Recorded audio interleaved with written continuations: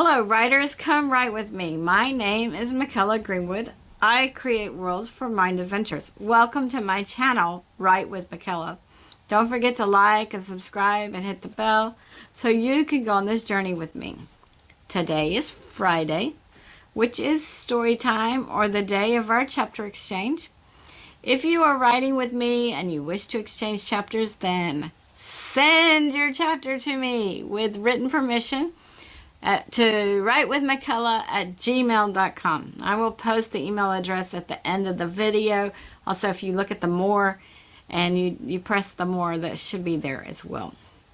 I'm looking forward to reading your chapters, even if I can't read them all on the channel. All chapters read on Fridays, whether they are mine or another writer's work, are copyright protected material, and no one may use any part in writing their own stories. This story is PG-13, so if you are under 13 years of age, you need parental guidance. This story is in its rough draft stage, just as the last two stories we heard.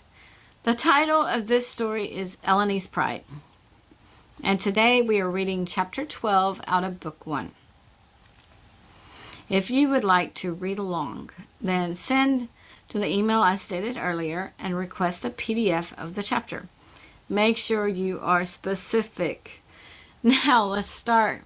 Elloni's Pride, book 1, Breaking Point.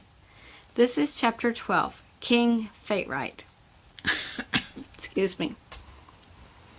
Dronsnide and Browser arrived at King Fate-Right's kingdom, and the air felt anxious to such a high degree that Dronsnide immediately started flying in to douse fires. Hold it, thought Browser. There are no fires yet. But there are fewer structures here than when we visited last. Not in Dronsnide. Yes, and it seems the ones left are mostly stone. But there are several roofs which are vulnerable. We're invisible. So let's plan a little, thought Browser, above the electric nervousness that surrounded both of them. They thought through several options, and they decided that the enemy would see the water. So they needed to spray a little and then change flight paths as quickly as possible. The barn was a wood chip roof, and it was more central, so they flew near it. The lead soldier looked up as he felt the wind from what seemed like a dragon flying overhead, but there was nothing there. He looked nervously around this barnyard again. It was spooky not to be able to see the enemy.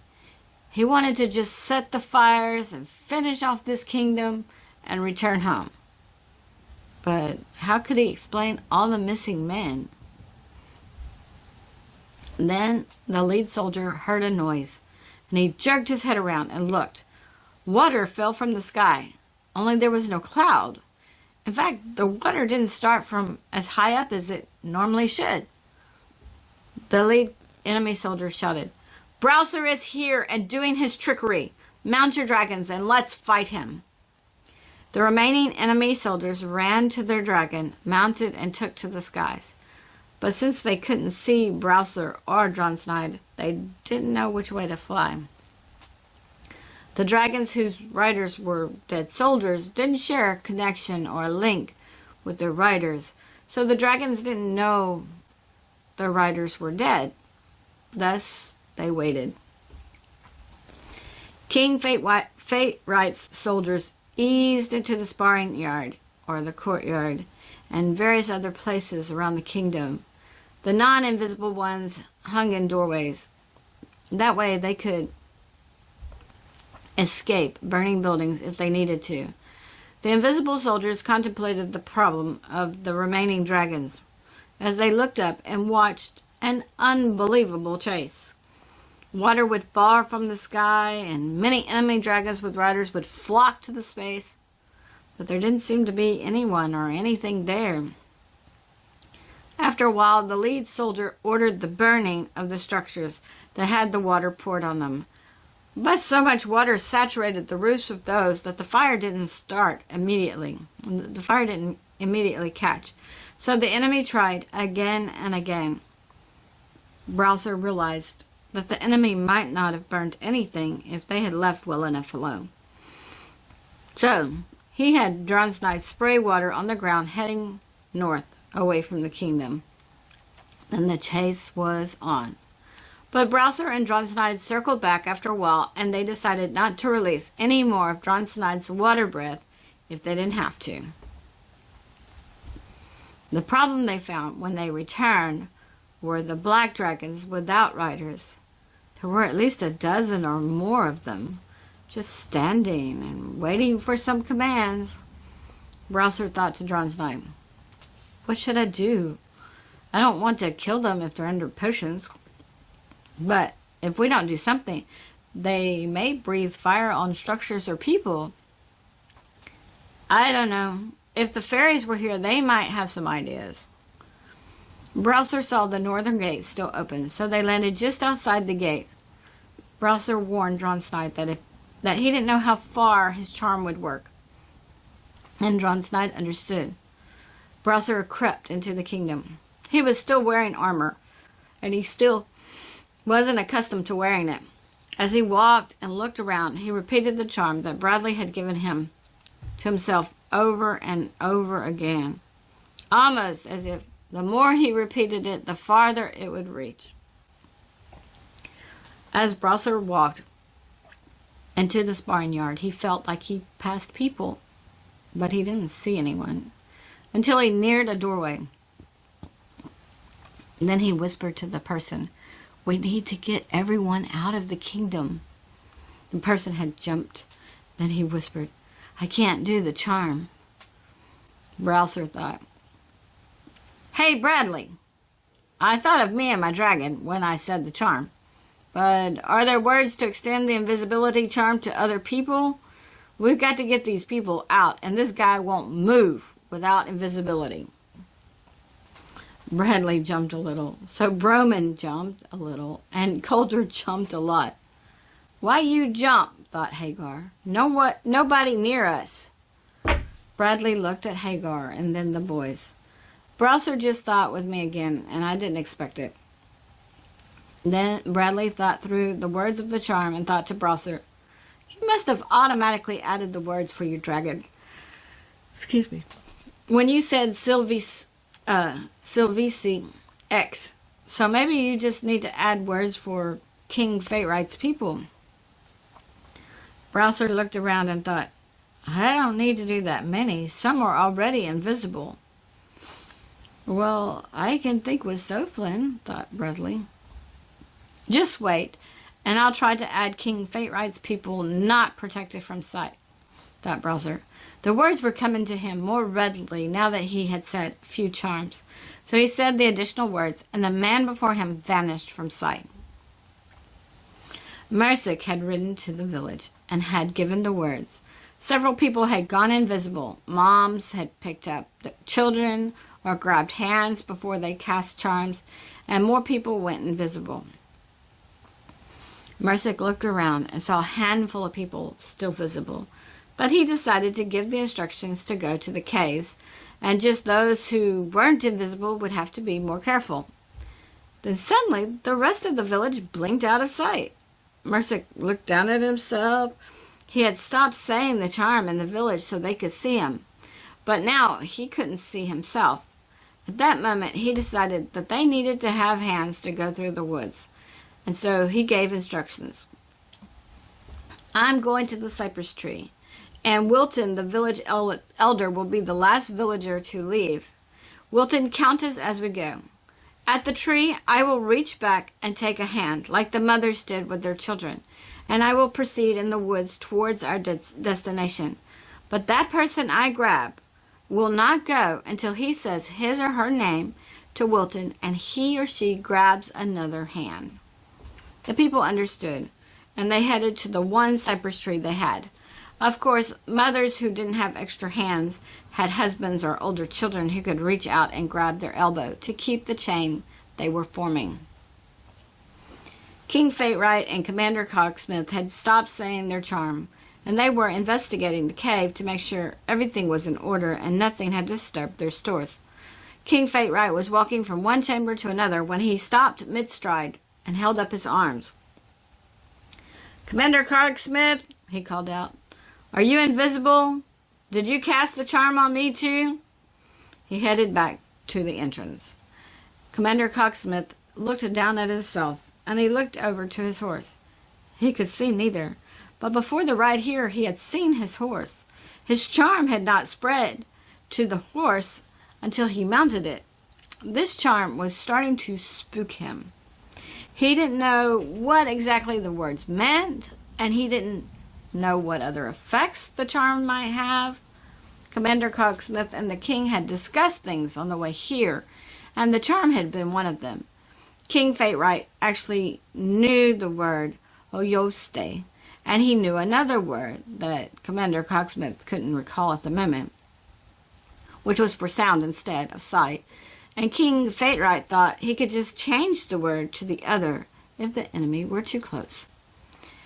Commander Cogsmith shook his head to himself and called out to the king, "I didn't cast the charm. Do you think Mersic found a way?" King Fate-Right walked into the first chamber, and his metal boots echoed on that chamber floor. So Commander Cogsmith knew he was there. "Thought you sent Mersic to the village, as I ordered, and I doubt he could cast the charm all the way here," stated the king. Neither knew, and they decided to continue to check the cave, and then they would come and stand at the entrance in case invisible people tried to enter. "I need magic," Browser thought to Bradley. Bradley looked around at the baby dragon and the two boys, and they still hadn't moved from the bush. "Let's walk east," stated Bradley. "I don't like sitting here, but you two keep a lookout as we walk, and if you see another bush, then get my attention." They crawled out from the bush and started walking east. When Bradley started thinking again, Brumman just shrugged his shoulders to Coulter, and he ran his hand along Hagar's neck. "Pa, can you give magic?" thought Bradley. "This is Bradley, but the magic needs to go to Browser." "Okay, son, slow down. Actually, hang on and let me get everyone to stop." Hirschman stopped his group by saying, "I know we haven't walked far and it's not lunch, but Bradley needs something. I think he said magic." Hirschman then sat with his back against a tree while the rest stopped. Sylvie spotted some wild lettuce, so she quickly harvested some and gave it to the youngest five. Then she told Kempton to take a pine cone and remove the prickly parts so the young ones could have a ball to play with. "Okay, Bradley, you said I need to send magic to Browser?" "Yes, he's in battle, or actually he's trying to avoid battle, so he's helping King Fate-Right's kingdom to become invisible. I will give you the words. And I will give them to Kosher and Thilda, and they will send magic as well. This sounds big." Take turns or something," thought Bradley. "I don't know any precautions, like what would happen if a person receives too much." "Okay, let me speak that part," thought Hirschman. Then he said, "I will give the words as I get them, and we all need to say them. But Bradley wants us to take turns, since there may be precautions we don't know." He looked around, and they passed nods around. "Okay, I'm ready. Give me the words." Bradley gave his paw the words, and then he stopped thinking with him and thought to Browser. Browser received, "I'm sending magic now, and my paw shouldn't be too far behind." "Great," he thought. "I hear dragons returning, so we need to get to the woods quickly. I appreciate any help I receive." Just as Browser felt his magic straining, he felt more magic adding. He glanced at the dragons and then said in a whisper to the invisible people, "Any that can do the charm, please do so, and let's head to the southern door."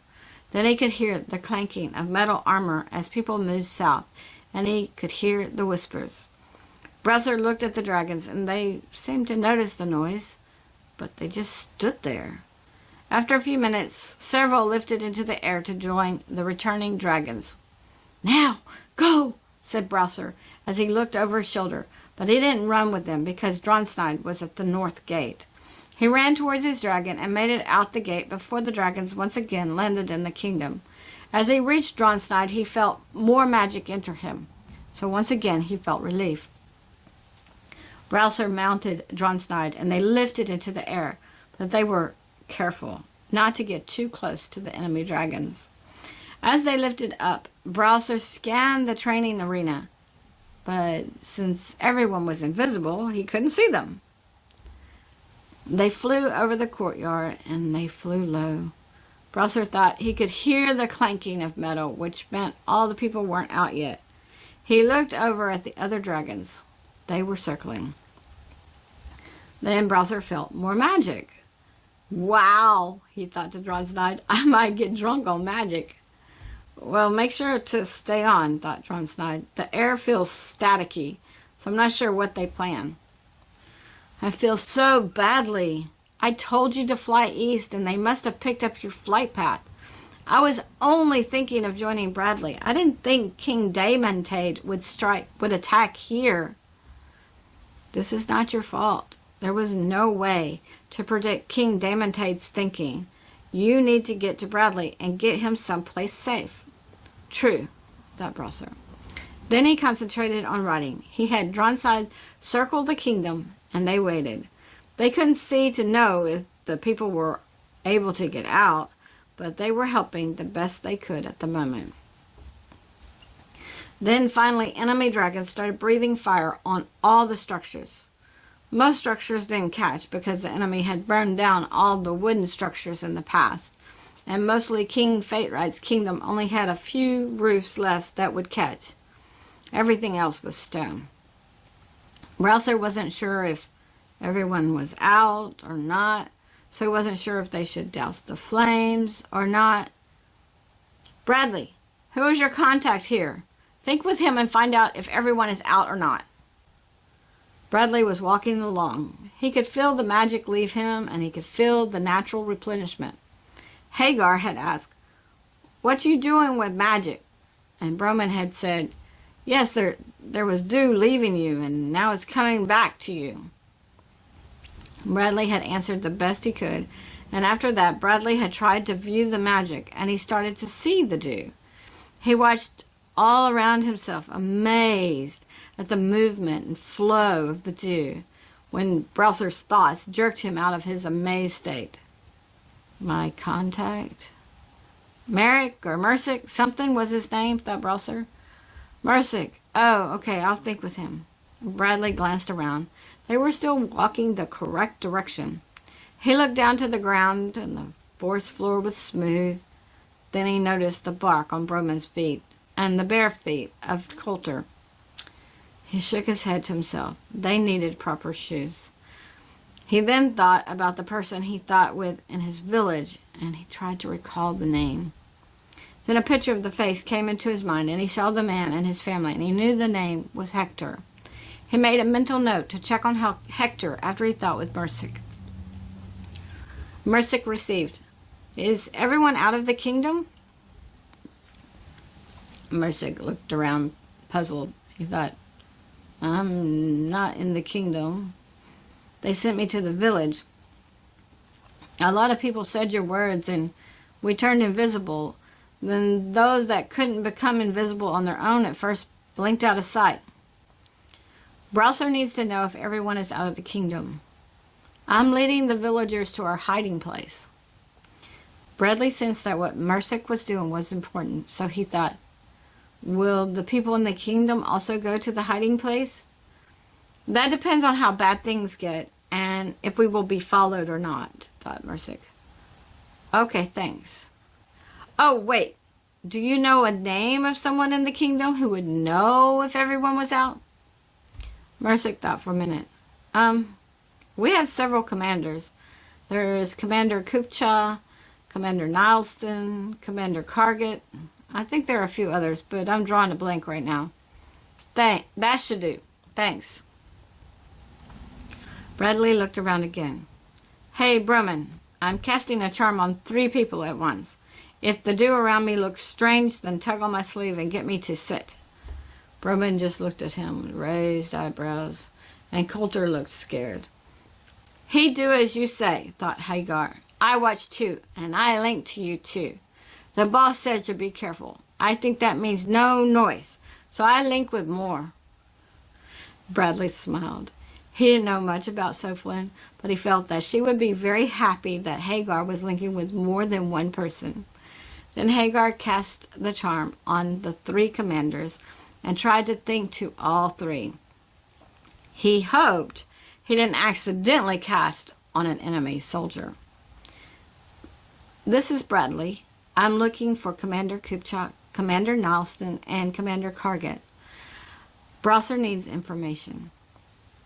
Each commander in turn looked around, and each commander still could not see anyone. Commander Kupchak put his hand out and touched the arm of the next soldier. Soldier whispered his name and moved on. Commander Kupchak thought, I don't know how any of this works. Should I still be saying the words Mercic gave us? Yes, Brosser can't do that many, and we're running out of people to send magic to him. Bradley thought. Although he wasn't sure how true it was, he just answered with what seemed logical. Is everyone out of the kingdom? I'm Commander Kupchak. I have my troops and most of Commander Smosen's troops. I haven't located Commander Smosen yet. I don't want to talk. Do I just think? I'm Commander Nilsson. I have my troops and half of Commander Felstov's. I'm still counting. 26, 27. I'm not trying to interrupt that, Commander Kargat. I'm Commander Kargat. I counted all of Commander Teely's troops. They are out, and Commander Teely is out with them. He's leading them to our hiding place, so long as we're not followed. 30, 31. How many commanders are there? Thought Bradley. There are 10 of us, thought Commander Kupchak. One stays in the vicinity of the village. We sent Mercic there to evacuate them. The villagers will leave first, then the soldiers. Commander Cocksmith and his troops, minus Mercic, already evacuated the king. Okay, so I guess I need... Wait a minute. I'm new to this, so I have a question. Are all 3 commanders getting all the thoughts? Because one of you thought you didn't want to interrupt. I'm getting all the thoughts, thought Commander Kupchak. What thoughts? Thought Brosser. I just included you, thought Bradley. I'm still waiting for 2 more commanders to respond. I'm getting all the thoughts, thought Commander Nilsson, who just joined. Browser, thought Bradley. At the same time, Browser thought, me, Browser. Bradley thought, okay, that was strange. I'm getting all the thoughts, thought Commander Kargat. I'm Commander Kargat. Jet. Soflin the witch didn't want to limit the possibilities of magic, so I thought all 3 names, and then I added Brosser. I'm still learning, so I'll ask the commanders, should I cast the charm on the 4 commanders you've named, or the 3 you haven't named? The 3 commanders thought at the same time, and so did Brosser. Commander Kupchak thought, cast on Commander Smosen, because I have his troops. Commander Nilsson thought, the other 2, because we need to know about their troops. And your original question was, do we have all the troops out? Commander Kargat thought, the 3 we've named, and then we add as we find. Browser thought, all 10. You're connecting us. I can't see anyone, so I need to know about them all. Bradley stopped and shook his whole body. Whoa, that was strange. He looked at Broman and said, what did you see? Broman glanced around. Okay, my pa said it was not normal to see things that others didn't, or to hear things others didn't. He glanced at his dragon. I guess he didn't know the whole thing with me linking with a dragon thing. But you, he turned back to Bradley, you were asking me to tell about non-normal things. Look, This isn't normal for me either, stated Bradley. He glanced at Coulter and motioned. I don't think he knows what normal is, so let's not limit him. Just tell me what you saw. Well, there were... Broman thought of how to describe what he saw with his vocabulary. Ropes. Yeah, ropes. Not tight. It's not like you could see the strands twisted together like this. He motioned to the rope tied around his bundle. Bradley thought to himself that they needed to fix the bundles to carry them on their backs, but then he focused on Broman. The ropes were kind of fat for a rope, and at first the ropes were light gray too. Then they all brightened all at the same time and zoomed into you. And now I don't see anything. Bradley sighed. Thanks. Let's sit down. And before we leave, we'll adjust these bundles so they're easier to carry. I'm going to reconnect to the commanders. I think King Damontate is trying to burn another kingdom like he did our village. The two boys just sat down while Hagar laid down and curled his tail around himself. Hagar thought, I sleep now. You wake me when you leave. Yes, replied Bradley as he sat against a tree. The 7 commanders Bradley knew the names of and Browser received. I'm sitting down now. Please don't all think at the same time, at least not while I'm still learning. Who are you and how do we know when it's our turn? Thought Commander Cocksmith. Was that Commander Cocksmith who just thought? I'm Kupcha, thought Commander Kupcha. Yes, I'm Cocksmith, thought Commander Cocksmith. Okay, Bradley, get us to sound off, and then Commander Cocksmith can organize. He is with the king, or he should be, and the king can help us plan, thought Commander Kupcha. Bradley thought each name in turn, and they thought they were there. Then Commander Kupcha thought, I'm not trying to interrupt or overstep anyone. I'm just catching Commander Cocksmith up to current events. As you know, several of us said the words and went invisible, but some of us couldn't. So Browser cast the charm for the rest of us. Bradley said if we know the words and they work, then keep saying them for yourself because Browser's magic is draining and he's running out of holders. I didn't know he could have more than one holder, but Browser and Bradley... No, just one. Browser, am I on track? So far, and I just received another bit of magic, so I could go a little while more, but Bradley is the connection to the other holders, and I don't know how many either. Okay, so we are trying to evacuate the kingdom, but we can't see anyone to know who's left. Commander Nilston, Commander Carget, and I got our troops out, and those of Commander Smoson, Commander Felstove, and Commander Teely. I believe Commander Teely went ahead and has his troops, and Commander Cargex. Commander Cocksmith, should we ask Bradley to connect the rest of the commanders? Wow. Okay, hold on, and the king and I will pass the message to cast the charm around our group. The rest of the group felt some vibrations as Commander Cocksmith focused his thoughts towards his group. Okay, I guess I'm back. Commander Frightright said, yes, ask Bradley to cast the charm on the other 2 commanders in the kingdom, but they would be the last to leave. And they are protecting the people in the kingdom. And Bradley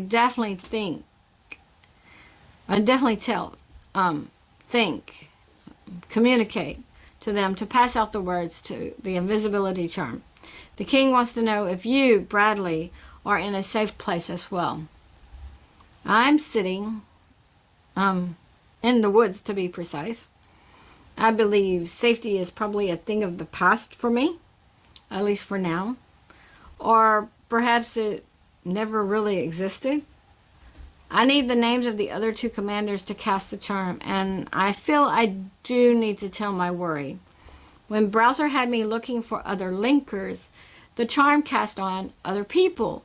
So if the names are close, like Merrick is to Mercic, then the charm may go to the wrong person. Ah, thought Commander Cocksmith. That's why Merrick has been dead for 4 or 5 years now. Maybe that's why the transfer. Hopefully the commanders are not dead. And Commander Kupcha seemed to know my thoughts were me before I thought my name. So we will be careful. The first name is Commander Keeley. He is in the north part of the kingdom and will have a harder time to evacuate unless they go out the northern gate. Hang on. Commander Fate Right tapped Commander Cogsmith's shoulder. I want in. I can't just watch the dust around you and know what has transpired in the conversation. Commander Cogsmith nodded his head and thought back with the group. Okay, Bradley. Or I should think, Sir Bradley. King Fate Right wants you to cast on him. Well, that makes sense, thought in Browser as he flew around the kingdom and watched for any movement at all. Still, not many structures were burning, but haystacks and wooden roofs were. Why in all the world am I getting such strange thoughts at the moment? Do I even know a Bradley? That's not a name I know, thought Commander Keeley. Commander Keeley, this is Commander Kupcha. We've got a group here, and you're not becoming irrational. How are you doing on evacuating? Which exit are you using? And did you give the words to the charm to the people you're evacuating? I was giving the words, but then people blinked out of sight, thought Commander Keeley. We all blinked out of sight, thought in King Fate Right. Remember, one at a time, thought in Commander Kupcha. We don't want to lose Bradley again. Right, thought King Fate Right. I'll go first. Commander Keeley, keep giving out the words. We don't want to drain Browser. Browser, the last linker? He made it out? Thought Commander Keeley. Okay, these thoughts in your head need to go like a meeting, thought King Fate Right. I know you would not speak such in a meeting. Now I'm thinking. Oh, this is strange. I'm thinking that if you're invisible, just leave out the north gate and head around. We had to do that anyway, as fire dropped on some roofs of homes, and we had to turn around, thought Commander Keeley. Bradley, if every holder can take another turn, that would be great. Keep sending Browser magic. Browser, it would take quite a few hours to get the people around the outside of the kingdom, but that will be safer from fire, especially since we have the invisibility. King Fate Right paused. Browser, how are you doing with your level of magic? If more people cast the charm on themselves, I would be better, thought Browser. I'm passing the words, thought Commander Keeley. King Fate Right, do you know the numbers? I guess you wouldn't necessarily know the north half, but we're counting people. The last update I had was 303, but I couldn't tell you men, women, or children. What homes were hit first with fire, thought King Fate Right. Thompson, Firstshire, Tolan, Amdoyer, thought Commander Keeley. Okay, I'll start counting what I can. Do we have all 10 commanders? If not, get Bradley to cast as many charms as he can. Bradley? Started Commander Kupcha, not wanting to think at the same time as anyone else. The next name is Commander Stoverock, and then Commander Curveston is in the village. After a few minutes, everyone in the group received. Pa, if you could think to each in your group to take another turn and send Browser magic, that would be great. Right now we're in a meeting of sorts, and they're trying to evacuate. There's fire in King Fate Right's kingdom, and that's why they're evacuating. Sure, son, and we need to try to check on our village after this. I'm not understanding my own thoughts. I must have breathed in too much smoke, thought Commander Stoverock. Commander Kupcha realized Bradley was connecting more people. He hoped Bradley would think with the witch too, as she might know more of how things were to work, but he wouldn't ask that. Rules for the newcomers to this meeting. Thoughts are not that strange, and try not to think when someone else is thinking. We don't want to lose Sir Bradley, because then we won't know what's going on. I'm not Sir, thought Bradley. With the help you're giving my kingdom right now, you are nothing less, thought in King Fate Right. I'm assuming Commander Stoverock joined us? Yes, I guess I did, or someone tapped into my thoughts, thought Commander Stoverock.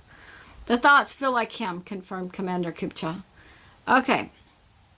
My estimates for the north and south are fairly equal, with the north being close to 1,238, give or take a family or two, and the south 1,259, because we are 3 people shy of 2,500 in the kingdom. What? Exclaimed Browser. I can't protect that many or make that many invisible. We're passing the words, thought in Commander Keeley. We're all clear from the village, thought Commander Curveston. I'm not sure about getting orders in my head, but I can't see myself. So, King Fate-Right, do you want me to continue with the villagers or go back to the kingdom and protect the people coming out the north gate? Kupcha, who just thought in? Asked King Fate-Right. It feels like this is strange. The vibrations of thoughts matched the voice of Commander Curveston, thought Commander Kupcha. Ah, yes, I feel what you're thinking about, thought in King Fate-Right. Commander Curveston, spare Mersic 12 men, and take the other 24 and yourself to help Commander Keeley. How can I help? I'm Soflin. Bradley thought you might need me, so we stopped and I sat down. Oh, my word! What are they doing? Thought Browser. Dragons are flying into buildings! Chunks of wall are falling! The thoughts froze for a few minutes. No one knew what to think. In what part of the kingdom is this happening? Thought King Fate-Right. Where everything started, in the training arena, thought Browser. I nearly fell off Dronsnod. I was in such shock. Gather yourself, and we'll think of something before they fly to the people's homes, thought King Fate-Right. It was my understanding from Bradley that some of the people can cast the invisibility charm on themselves, thought in Hushman. Is there some other charm they could say to protect them from the stones falling? Yes, there is, thought in Siflin. Kingdom people and soldiers casting charms? This is wonderful. The universe is smiling. From my position, the universe is not smiling, thought in King Fate-Right. The universe has turned against us. King Damantade and his soldiers turned against you long ago, thought in Soflin, and this day they are more aggressive in their destruction. But the universe is smiling on us, or we would not have Bradley, and the tailors wouldn't have helped Browser escape, and the people could not make themselves invisible. Point, thought in King Fate-Right. I just want to fight King Damantade. I don't want him to force us into hiding. The new linkers are young and need training, thought in Soflin. All in good time. You've prepared your hiding place, so let's focus on the people. The people need to add 2 words to the invisibility charm. Ta visimus. They add those to the end, and depending on their magical strength and the size of the chunks of the wall, it will protect them from injury as well. King Fate-Right sighed to himself. Commanders Keeley and Stoverock passed the 2 additional words. Commander Curveston, when you get there, you may want to do the same. And thank you, Soflin, for the additional words. Who was the person that thought the idea? Thank you, too. I am Hushman, and I will need all the words to the charm when and if King Damontade's soldiers comb the woods. Kala doesn't think it will matter if they send the dogs, but we will need everything to protect ourselves and the little ones with us. Browser, you are my eyes right now. What is going on? Thought King Fate-Right. Well, chunks of the castle are in the courtyard. There are huge holes in your walls. Dronsnide thinks the dragons are getting hurt flying into such things, and he thinks they may not be able to do much more. He thinks that not just from flying into dragons and getting hurt in the past, but also he thought the vibration of the air after the dragons crashed into the walls was... Dronsnide, what did you think? After a few minutes, Browser thought, Dronsnide feels a violent or convulsive vibration. His thoughts were that life stopped for part of a second. King Fate-Right sighed within. When a massive dragon felt life stopping for part of a second, that was a tremendous thing. Keeley, your status? Getting a count now, thought in Commander Keeley. Okay, while we wait, Stove Rock, your status? 1092, and we're passing the new words, so everyone knows them against the falling stones. I don't know if they would work. I didn't know if they would work against the dogs, but I kept my F to myself. King Fate Right nodded his head, although no one could see him. Kupsha, your status? I have Commander Smosen's soldiers in mind, and so far I've not heard, felt, whatever, Commander Smosen's position from him. I've been listening, or whatever this is. Early there were thoughts of only one at a time, so I've waited. I have 2 of Commander Karget's troops, 3 of Commander Felstove's troops, and I have 6 trainees. We went to the castle to get the servants and maids. We gathered 6 maids and 6 servants, basically 1 each, and I thought that was the right number. And we made it to the tunnels for King Fate Right. Kupcha, I feel like that is Commander Smosen. What do you feel? I feel the same. I feel this is so disorganized, thought King Fate Right. Yet, at the same time, Smosen was to gather the servants, and he has the right number of servants and maids. King Fate Right asked for reports from the rest of them. After a while, Browser thought in that the dragons were flying west, so King Fate Right thought they should try to gather together as quickly as possible, because King Damante would not be satisfied, and he would instruct the soldiers to start their searches. Bradley, we need to check on our village, thought Hushman. Sir Bradley, before you go, I need the words to the charm to connect us in thought, at least until we gather together, thought King Fate Right. And I need to know where you are so we can meet up, thought Browser. Bradley thought the words, and even though the king hadn't instructed them to do so, all the commanders memorized the words as well.